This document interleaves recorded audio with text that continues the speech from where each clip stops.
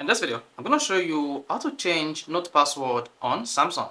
So if you are using the Note application on your Samsung phone and you do not set the option to use the fingerprint to unlock the Note app on your device so that you can easily unlock the device using Note, but you set it to using password and you've forgotten the password or the PIN, all you need to do is to reset the PIN or the password on your Samsung phone. So in this video, I'm going to show you how to reset Note password on Samsung. Go to the Note application on your Samsung phone.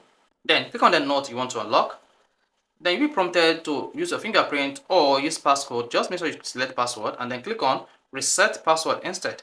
Here you'll be prompted to continue first to verify that it is you. Then you want to verify your Samsung account by typing your account password. Once you type the password, all you need to do is click on OK to confirm that this is actually your Samsung phone. Then you can say create a new password. You can then go ahead to create a new password to secure your note on your Samsung phone. Once you type the password, tap the continue button. Then you'll be prompted to repeat the password again. And once you're done, tap on the OK button. And once you click on the OK button, you should see your Samsung password changed. And when next you want to open the Samsung Note, you'll be prompted to type in the new password. And there you go.